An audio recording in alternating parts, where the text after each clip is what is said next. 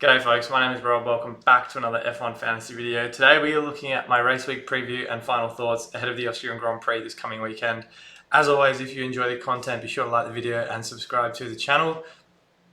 So before we look into my team selection and any driver and constructor problems, I'm just going to digest kind of chip usage options coming up to the sprint race weekend. First and foremost, the deadline is on the Friday, unlike the Saturday, because of the extra sprint sessions. So do keep that in mind when selecting your team and submitting that this Friday. That also means we only have one practice session ahead of the sprint race weekend, just because of how it's structured with those, as I said, 2 extra sessions. So that kind of gives us very little to work with in terms of how we benchmark those practice times, usually 3, in this case only 1 before the deadline, with the second one coming on the Saturday.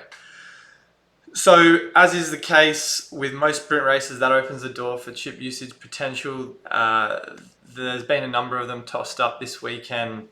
The obvious one, extra DRS boost. There's also limitless, autopilot, and then some people have floated the idea of the no negative chip. We'll get into all of those momentarily. But as far as the extra DRS boost is concerned, that is far and away the most obvious one, and the one I'm certainly leaning towards at the moment.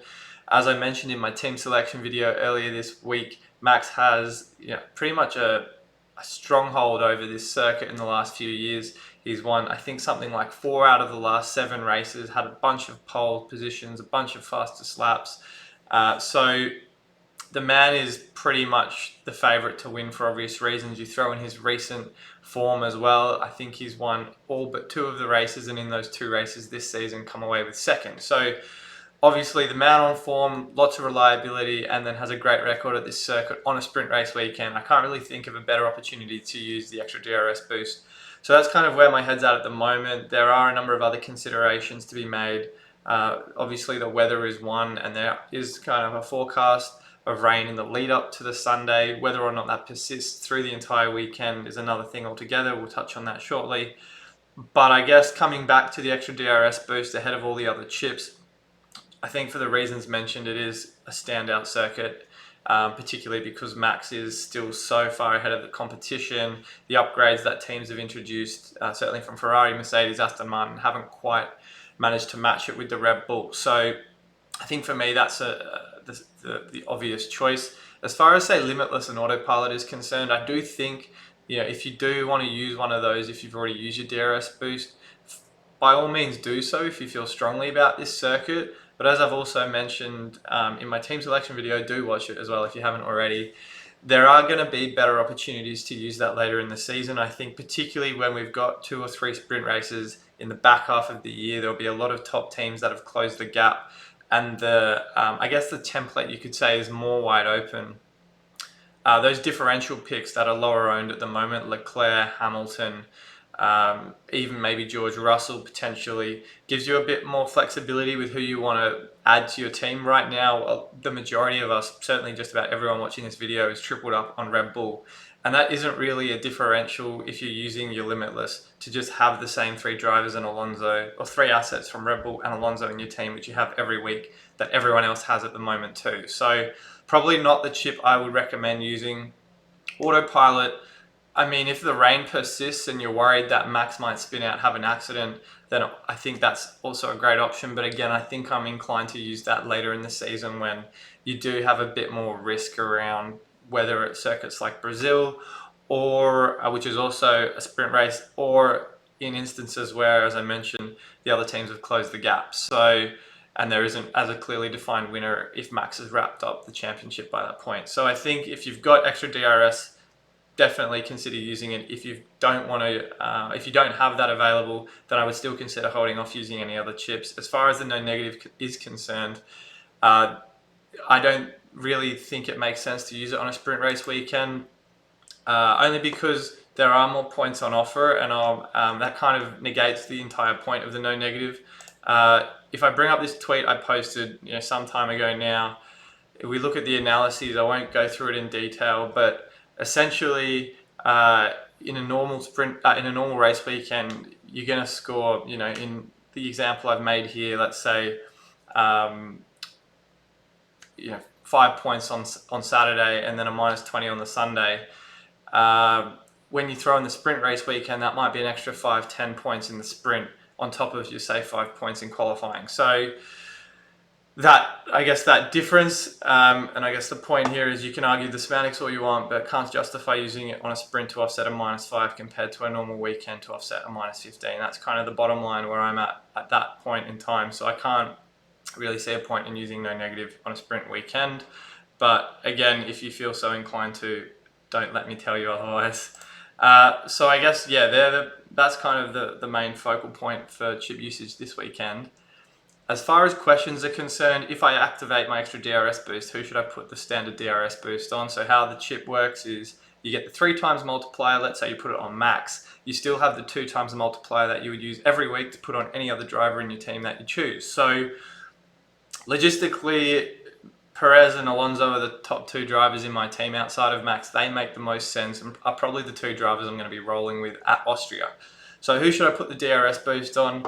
I really think it's pretty even at the moment. I put a poll out earlier today around that, and it was not purely split, but Alonso was the favourite. I think a lot of that has to do with his consistency, and we've seen Perez fall off a little bit in terms of his qualifying. He's made back a few points on Sunday and had that fastest lap in Canada, so a huge plus for him.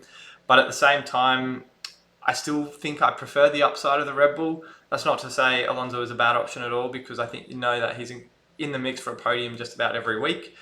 But if Perez is able to finally get something out of that car and put in a decent Saturday performance, then I think that will put him good stead for a podium on Sunday. But notwithstanding that, Alonso's also come out and said that Aston Martin's going to have a bit more pace this weekend. They are bringing an upgrade package, and he's of the view that they'll do quite well. The only problem is obviously because of the sprint race weekend format, we've only got the 1 practice session on the Friday, which doesn't provide enough time to gather as much data as you would otherwise have when you've got 3 before qualifying on Saturday. So, I think the upgrades are going to be a huge plus. They might not be able to optimize the package as much as they'd like to with the shortened time frame, but if it's as good as Alonso expects, then I think that makes him a very viable option. As far as Perez is concerned, Red Bull don't have any upgrade package that I'm aware of, but at the same time, as I mentioned, the performance of that Red Bull is obviously kind of unmatched at the moment. So if you think he's going to deliver a performance that's representative of kind of the first few races of the season, then you should absolutely roll with him. I do have on the screen here kind of his race history over the last few years. I won't look too far back, but last year, if we look at how Perez did in Austria, he retired. I think that was a mechanical issue, if I'm not mistaken. Then in 2021, he had a P6. He had also P6s in 2020 as well, back-to-backs. This was a back-to-back weekend for Austria. So, not bad. Again, that 2020 was in the Racing Point.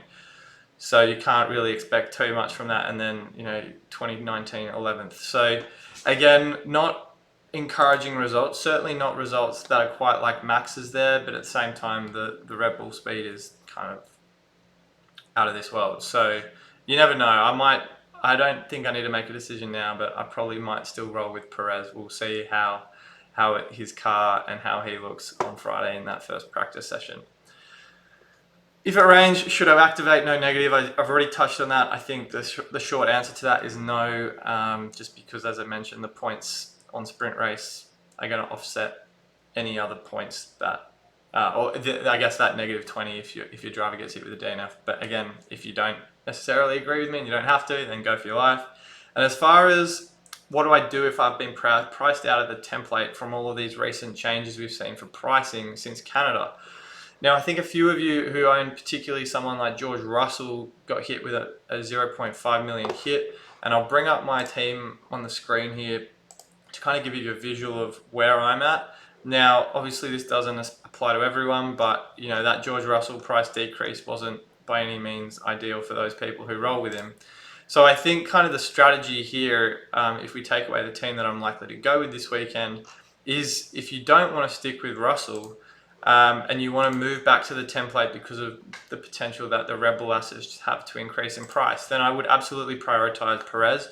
only because how I attack building my team is always focus on the best drivers that are going to get you the most points first, and then hope that those lower priced drivers or those drivers with a lower point ceiling maybe have a good weekend, or kind of match people at a similar or a higher price point based on performance across the weekend. So let's say you want to go with Perez, and you have to, as a result of getting a budget driver into your team, and it's not Lance Stroll, you're kind of left with, let's say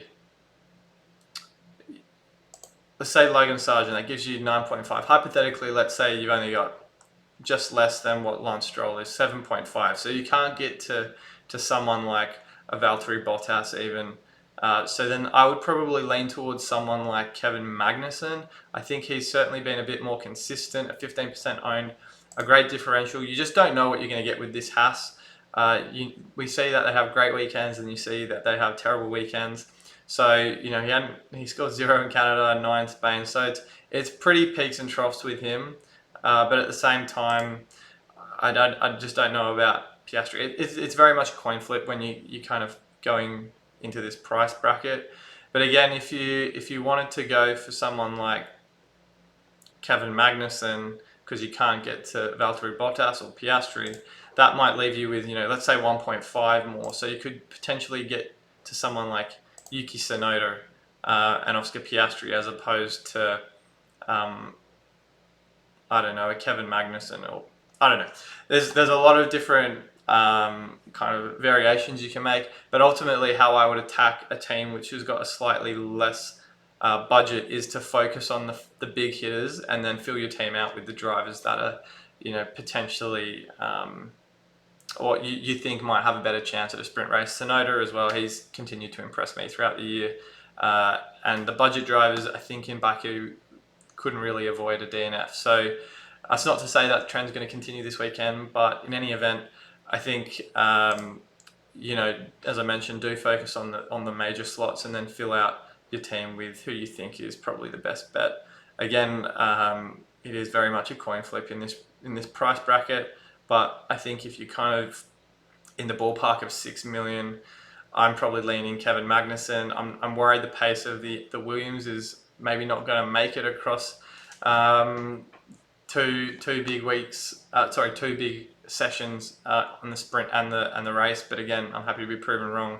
Albon put in a stellar performance in Canada. So I don't want to again spend this whole video talking about budget drivers and such, but the priority should always be to focus on the guys that are going to get you points, and then take a punt on a lower price budget driver or mid-price budget driver if you can't get to, say, a Lance Stroll or a Pierre Gasly. So anyway, that's kind of where my head's at for final thoughts.